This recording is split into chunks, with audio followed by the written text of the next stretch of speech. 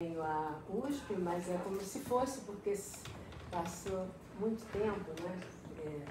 Que eu não tenho, já há muito tempo que eu não tenho vindo aqui, e fico muito feliz de voltar, né, para dialogar com vocês e com o machadiano Doc, né, que é o professor Hélio de Seixas Guimarães.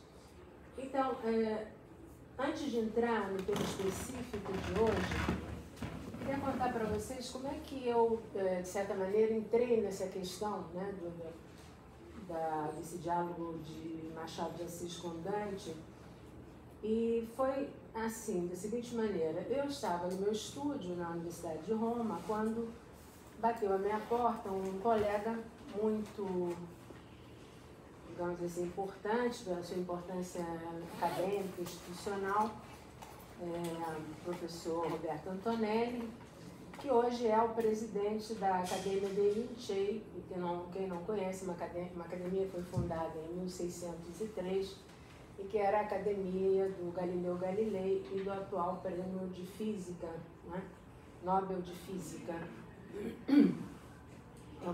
Nessa academia se fazia efetivamente a ciência, né? Ao contrário do que na universidade, no período do século XIX. Então, o Antonelli entra no meu estúdio e diz: eu vou fazer um congresso internacional, era uma comemoração, né, da publicação da comédia, e eu gostaria que você, então, fizesse Dante no Brasil. Imediatamente eu disse: mas eu não sou uma italianista, eu não sou uma italianista. Ele disse: não tem o menor problema, eu gostaria que fosse você. Por favor, eu gostaria que fosse você. Eu disse: tá bem, se eu puder fazer como brasilianista, não é? Ele disse: tudo bem, você faça como achar melhor e tal. Bom, eu comecei então, pensei, vou partir de Portugal, porque quero saber qual foi a primeira tradução que houve, né, da comédia do Dante. Nada, não encontrava nada assim, século XIV, XV, XVI, XVII, XVIII, XIX. E uma coisa muito estranha. Depois chegou, vi uma publicação do Eduardo Bizzarri, que foi diretor do Instituto Italiano de Cultura aqui em São Paulo, depois futuro grande tradutor do Guimarães Rosa na Itália, que fez uma espécie de Meu Dante, mas que falava de vários autores, né, não só do Machado. E havia uma luso-brasiliana, como é chamada,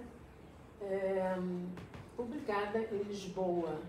Na Itália havia um exemplar, uma biblioteca fechada para o período de férias. Enfim, isso foi um trabalho assim, era tirar leite de pedra, né? Porque tinha o Cascudo, mas o Cascudo do início do século, com algumas referências, sempre o Cascudo, mas digamos que muitas águas já tinham se passado, né, por debaixo da ponte dos tempos. E, portanto, o que acontece? Aquela tradução do canto 25 que o Machado fez é de 1874. E é uma tradução em terceira, em tercetos, em terça rima. Portanto, foi a primeira tradução que foi feita em tercino. Enquanto que a primeira tradução da comédia só foi ser feita em 1888, por um brasileiro e em prosa.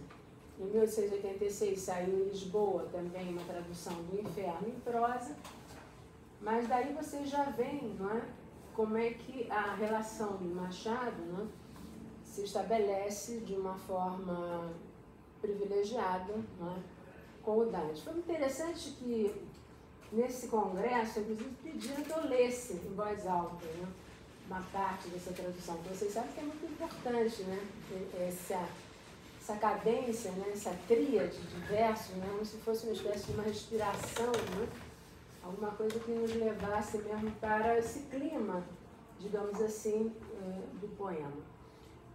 Depois, Machado, esse canto tem a ver com as metamorfoses, né, Dante se compara, se confronta com Lucano e com Ovídio, das metamorfoses, a Farsália no caso do Lucano, e o próprio Dante se compraz com a sua bravura, porque ele realizou, esteticamente falando, uma metamorfose, que são quando as serpentes avançam sobre um ladrão, né, que havia feito uma banana com o dedo médio para Deus, como é que se diz, desejando, jogando uma praga, né, no Dante, que era perseguido por esses inimigos, né, da cidade de Pistoia. Então essa é uma cena muito plástica, quer dizer, quando se você se pergunta por que Machado traduziu esse canto, isso não é o mais conhecido de Dante, nem o mais estudado, digamos assim.